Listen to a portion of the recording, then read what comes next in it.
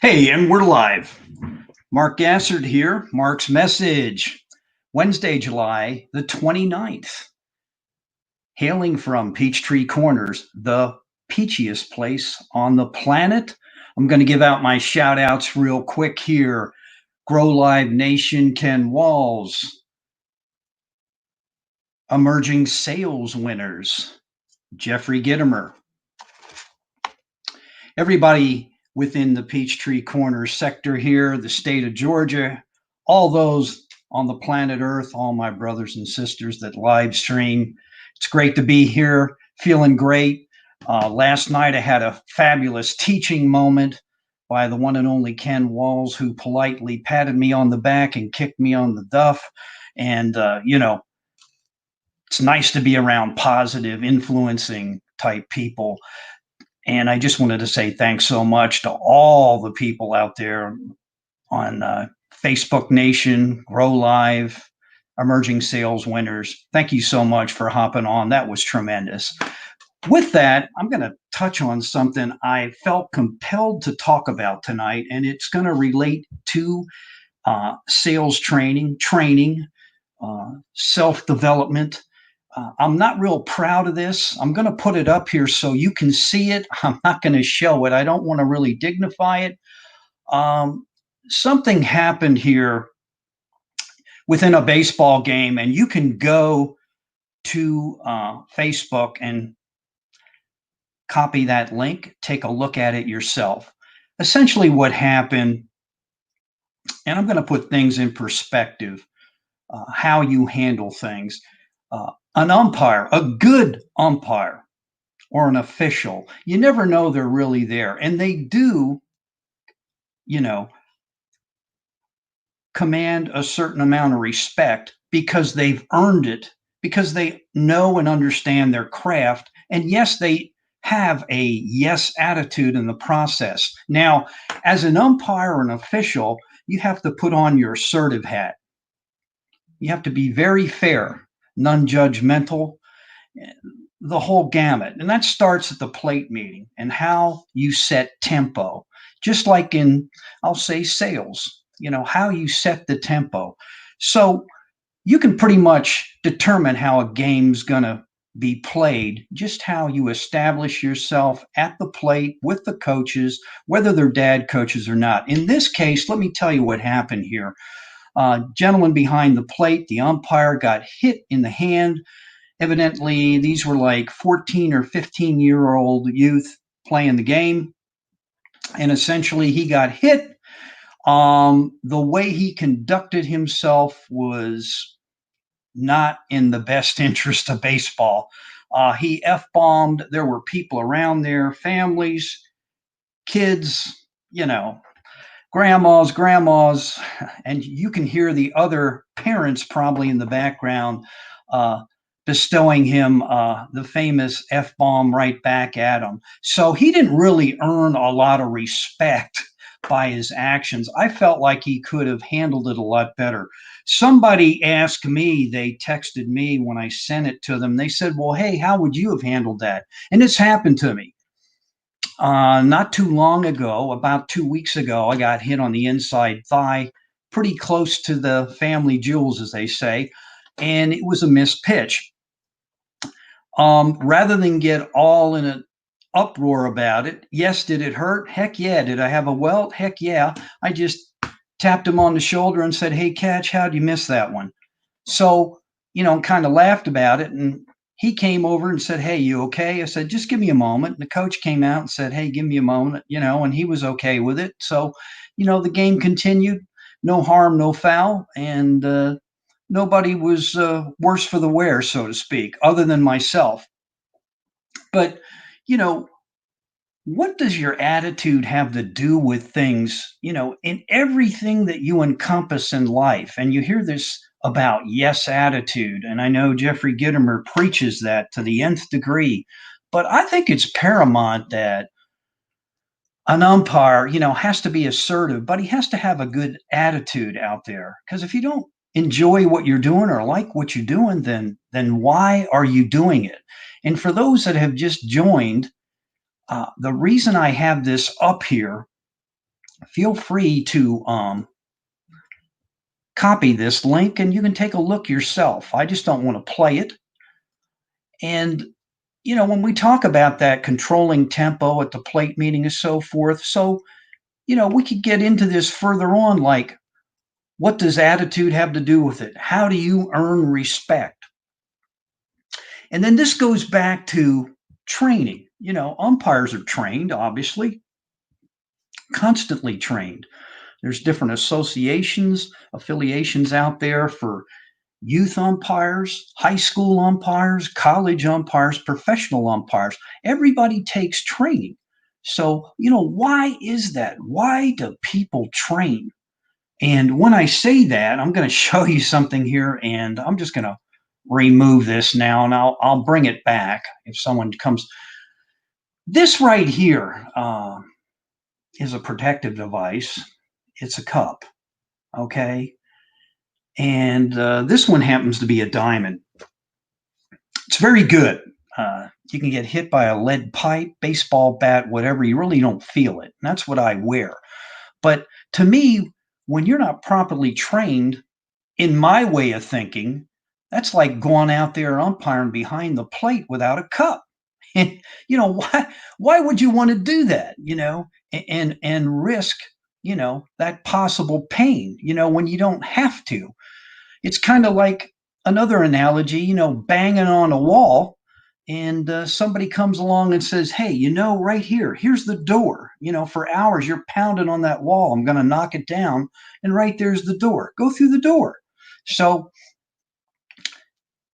that's one of the things I just wanted to point out. And you ask why people train. Here's the other thing about training. You ask anybody that's been in the military and anybody that's seen action. I know I've asked my father this because he was in World War II and he was in the Navy. And yes, he saw planes come at his ship, etc. And I asked him, well, how were you afraid, or did you think about this or that? Or he said, you're so engrossed because you keep training and training and training and training and training. It's like second nature. So when something happens, the real deal is upon you. It's like flipping on a light switch, man. You just go to town and take care of business. You look to the left and you look to the right, and you're not going to let your buddy down. Now, the first time he told me when he saw action, he relieved himself, and I can only imagine what that is like. I've been in the military, and yeah, they train you and so forth from the day that you go to boot camp to the time you graduate, and there's a method behind the madness. And you never forget your drill instructor, by the way, either. Sergeant Parks, wherever you are out there, hello. Um, anyway, moving on, I just thought I'd share that with you. So, some people say, hey, I don't need to train. I don't need this. I don't need that. So, where am I going with this? Someone's probably saying, Gassard, what the hell are you talking about? Well, here's my point. If you feel like if you're in sales, and regardless of your title, or you're in management, regardless of your title, and you feel like sales training or self development type training is not essential, guess again, because there are people that are coaches, life coaches, personal development coaches. There are people that sales training coaches, and guess what they do? They study, they read, prepare, they train. I'm not making it up. It's a fact, and I could name you names, but in fact, I probably will here. If from point being, you never stop learning, right? So take a guy like Ben Gay III. I think that is a cool name, by the way, Ben. I love that. And there's a master trainer.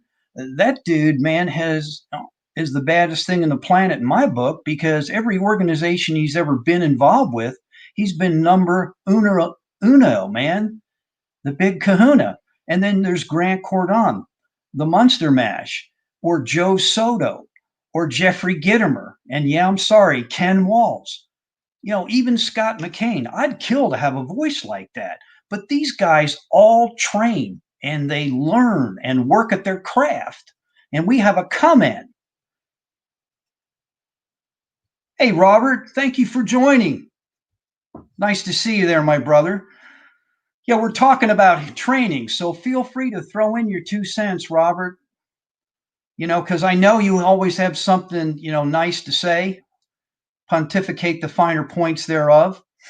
So, getting back to this, why do they do it? Is it for fun and games? No, it's to further develop and grow. You can't stay the same. We've all had opportunity with what's taken place with COVID 19. Me making various sales calls. Do you know how many times I've heard that? And well, we got another one here, so let's pull it up here. Hey, I did train too. I used to cringe at the sound of my voice. I hear you, Robert. I know. I hear you. Absolutely. But you know what? You did it, right? And that's cool. That is very cool, my brother, that you did do some sort of training. And there's nothing wrong with that. But there are some people out there, Robert, and I'm sure you'll agree, they need help, but they act like, man, I got this covered. And no, they don't. Take this virtual thing, take the Hippo video, the way sales, the way that business is going. There's a new horizon out there, boys and girls, and it's not going to be the way we used to do business. And, virtual is here. Uh, it's the public speaking on steroids, whether you like it or not. And it's not going to go away, and you're not going to go back to the same old thing. So, excuse me for getting a little animated there, but getting back to training, if you were to ask any one of these guys, take like Gittimer or Joe Soto, heck, Grant Cardone, why do you keep working at what you do? Why do you do what you do? Because those guys really, if you break it down, they don't have to. I mean, they could say, hey, the heck with it, I'm going to chill out. Why does Jeffrey Gittimer, here's a good one, why does he do every morning, man, 9:59? That dude is a master blaster. He is out there, I called it Gittimerize Me Please, and pontificating the finer points of life, of sales, of growth, of development, quotations, you name it. And that's like a spark plug for me, man, to like just being around even guys like Robert here. You don't know what y'all do for me, man. It just keeps me cranking down the choo-choo track. So with all that, well, another one. In 1998, I did one-day course through the Learning Annex delivered by Samuel Arthur Joseph. Very cool, and it was tough. As I was out late the night before, class began 7:30 a.m. And from there, I used his book, practiced my voice for the next 3 years every time I made a station stop announcement. Oh, wow. Robert, that is cool. Very cool. I did not know that. See, now here's a guy, sharing some stuff with you. And, he said, if you stand still, you're actually going backwards. Thank you. He keeps throwing stuff. I know why he's doing it, for the joy of it. He's talking about Jeffrey. Absolutely. I am now highly skilled at joy generation. Robert, thank you. Robert, I really appreciate your comments. This is one smart brother here, Robert Brooker. If you don't know who he is, check him out. He is no one's dummy, believe me. Very intelligent person. And he's saying hi to Eric, and we got, hey, Mark. Hashtag bam, Eric Bam, the pizza man. There's another dude, man. He did something very cool on Gittimer's Facebook. He had pizza delivered, man. That was awesome, Eric. Thinking outside the box, but you could probably pontificate the finer points, Eric, on why people should train, uh, or why they should work on self development. And, I'm sure you could chime in on some things here too. And here's something else by Robert. Look at this. I forgot about all that training when I became part of a YouTube show. everyone used to ask me, "What mic are you using?" And I unintentionally sold many Sasm Gosmix and Blue Yetis. Oh my goodness. Robert, you are too much, brother. Too much. That was a monumental moment, that pizza delivery. Yes, it was it not? And here's the thing, Eric, you made me hungry, dude. And that was like at what? I guess maybe like after quarter after 10 or 10, somewhere around there. Hell, I was looking for a pizza, you know, and you planted that seed. So getting back to training, self-development, how does everybody else out there feel about it? If you feel like it's a waste, hit one. If you feel like it's a good thing, hit two. And if you want to add your 2 cents on the comments, like Eric, Robert, join in. Because, we talk about virtual, and I know Jeffrey preaches it like it's the gospel. And that's why I call him Rabbi Gitomer, because if I was Jewish, that'd be kind of a cool dude to have for your rabbi. He's straight up. I always thought rabbis are cool. And look at this. We got Tom Ginn. The top 5%ers have coaches. Thank you, Tom. That is so true. And that is what Ken Walls told me when I first started this venture. Amateurs do not have coaches, but professionals do. And he preaches that. He hits it too. Thank you, Tom. So, and Tom is a professional coach. And Tom, feel free to tell us what you do. You can put up your link. I don't care. You want to pontificate the finer points of training. And look at this. We got the BAM machine here. Why self-improvement? Those that aren't getting better aren't getting better. Yeah, I mean, right. And that's the thing. Do you read books? Do you attend functions? Do you hang around like-minded people? And I used to think at one point, maybe 10 years ago, I didn't need that much. But I'll tell you what, the older I get, ladies and gentlemen, the more I realize I need it, and I need to be around it, and I need to be around people like you, because you push me, you propel me, you make me get off that ledge, step out there, and not be afraid, and that's important. So that's a great one, Eric. Thank you so much. So with that, how many of you think that when Jeffrey Gitomer started out, or Grant Cardone, or Ken Walls, if you've read his book, Breaking Walls, or Ben Gay III. There's another cool name. I love that. Do you think that they didn't struggle? Do you think that they didn't fail? Do you think it came to them easy? And we got another comment here. Or did I show this? I will say there's some that, okay, Eric, I will say there's some that only try to educate but never put it into action. I see so many that take course after course but don't try new things. Thank you. That is so true. And that's what we tell people at Sales Concepts. You've got to implement it. It's like reading the books. You've got to take it, you've got to implement it. And if you don't, you're wasting your time. I got to share this one here. This looks like a good one here by our deep thinker here, Robert. I got into it. Okay, did I show this before? Yes, I did. No, I didn't. I got into it early 90s. I fell away near the end of the 2000s. I was looking to go back just as Tai Lopez dropped his epic YouTube parole ad. And the hook me for was when he said he was lying on a couch in a trailer in Clayton, North Carolina. Guess where I lived for a few years? Same place. Oh, wow. And he's saying hello to George. Cool. Very cool. Robert, you've got some interesting tales to tell, my man. You need to tell us some more here, because that's pretty interesting. And here's another one by Tom. Excellent point, Tom. If you aren't growing, you're dying. The late, great George Allen always talked about when you don't grow and develop, and when you don't win, it's like dying. And he used to kiddingly say it's like when you lose a ball game, it's like losing a kidney.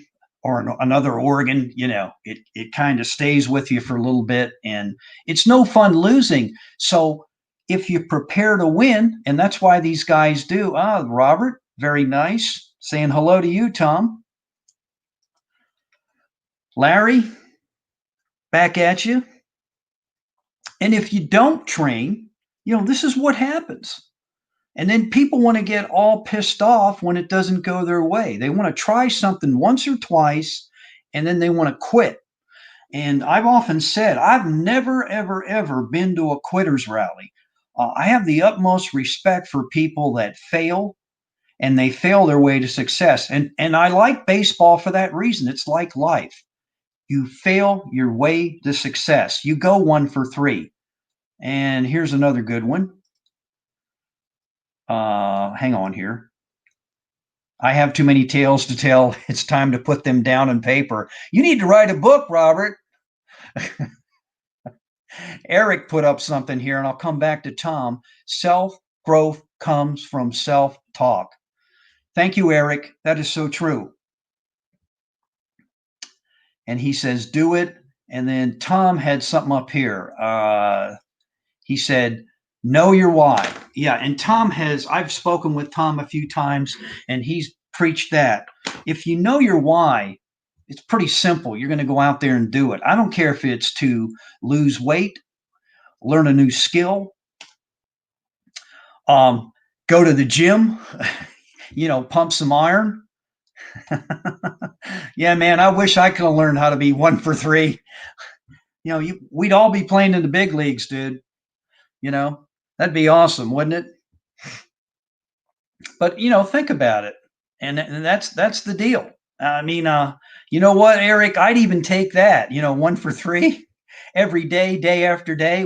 I'm sure you would in your business, would you not, Eric? 1 for 3. Like 1 for 3, you get $1,000 order or something like that. Delivery every day. Would that not be impact your business? So, and this is what we all go back when I said about failing and training. And, it's okay to experiment, trial, error, learn from other people's mistakes. That's something my dad always preached to me about. Okay, and here you go. This is Tom. Visit my site to see why. And he's a consultant, and he's very good at what he does. And guys, check him out. Tom's a pretty neat person. He's been around the block a few times. He's made a few pennies in his day. And yeah, you know what, Eric? 1 for 3 would make you a Hall of Famer. Hey, and that could even put you in the Pizza Hall of Fame, brother. If they have one, and you would probably know if they do or don't. So what do you say? But seriously, I'm going to jump back here and let you see Tom again. Check him out.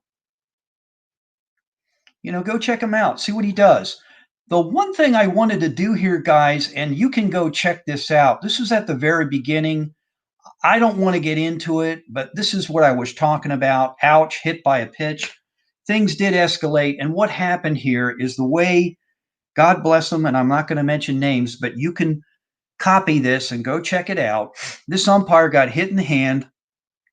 He F-bombed and went crazy and was saying things to the catcher. These kids were like 14 or 15, probably one notch below high school.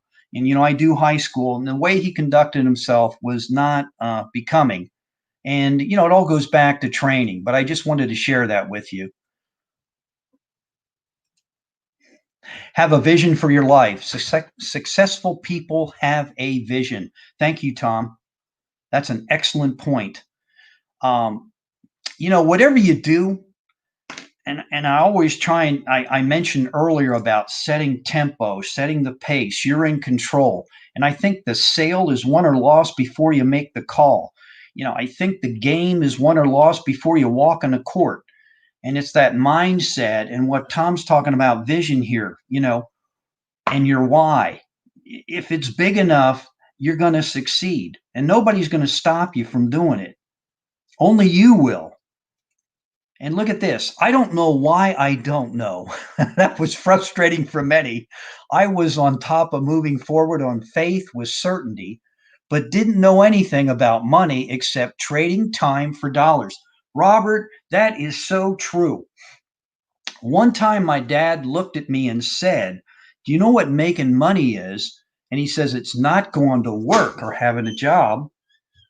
He said, "It's when you're sleeping and it's making money for you while you're sleeping." And here we got Megamind. Yeah. Yeah. Thank you. Thank you, Eric. But that is so true. All of us, and to me, that's a form of slavery, hours for dollars. And that's not a good thing. And I don't like being a slave. I'm trying to do something about that. And I think most of us are. And that's important. And I appreciate all your comments here, ladies and gentlemen, and particularly you, these guys that are out here. You've given me a lot to think about, chew on, and like I said, I work for an organization. We provide sales training. We provide customized training. We talk to people that are CEOs, CFOs, you know, director of sales, VP, national accounts, whatever the case may be. And, it all comes down to they want more results. And some of them don't want to invest in their people. And that's what I find most amusing. I don't know how you move forward when you don't invest in people. And, to me, people will never go out of business. Businesses go out of business, but not people. So, I mean, that's something to think about. Here's a good point. Look at Robert. I'm on a mission. The vision is big. Bye, Eric. Okay, cool. Robert, thanks for joining us. And you know what? My wife stuck her head in here, so I might have to vacate the premises, ladies and gentlemen, brothers and sisters of virtual land. So, with that, yeah, what is your belief regarding money? Yes. I don't know, make it work for you. And, and I guess that is, what Tom's talking about. And that's what he's very good at. He could probably give a whole seminar on this, and teach us all a lot of things about, how to make it and your belief in money. Some people are hung up on it. Some people don't give themselves permission to succeed, grow, develop, have success, earn money. They think that's wrong. And it all comes back to the way they're brought up, where they came from, what they were taught. And a lot of times you gotta get rid of that junk. I'm not saying people mean well for you. I watched the recession of the late 80s decimate my section of family business, so I wanted a good, solid job. Now, listen to this. This is great, Robert. This is a great point. So I found myself at the transit company. I put my head down to the plow through 30 years, but something happened. I loved the job. Being about people was so much fun. I am a transit fan at the end of the day. Cool. Very cool. And Robert, I'm sure you can relate to that. In the 80s, a lot of us got hit with a lot of fun. And and Tom, yeah, Tom says lack of prosperity. It's a great point. Robert comes back with, to answer your topic on money, learning about money is a work in progress. I understand it is energy, and if I can learn how to attract that energy the way I can attract joy, I'll be okay. Wow, Robert, have you written a book yet? Because I'm feeling like, stupid, you know, listening and reading what you're pontificating, what's coming out of your mind here. Wow, dude, let me read that. Learning about money is a work in progress. I understand it is energy. And if I can learn how to attract that energy the way I can attract joy, I'll be okay. Wow, that is awesome, Robert. That is totally awesome. Thank you for sharing that.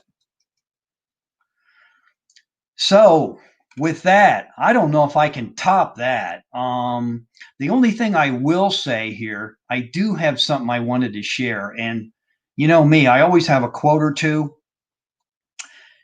and I'm going to share this. This is by Jim Rohn and Ken Walls in one of his Grow Lives earlier today. He talked about this. Formal education will make you a living. Self education will make you a fortune. Jim Rohn. You know, and that's what's hard for people to grasp. There's an easier way to do things. Yeah, it's you got to take the long cut to get there. I got some more comments here. And what do we have here? It's the same universal law. Thank you, Tom.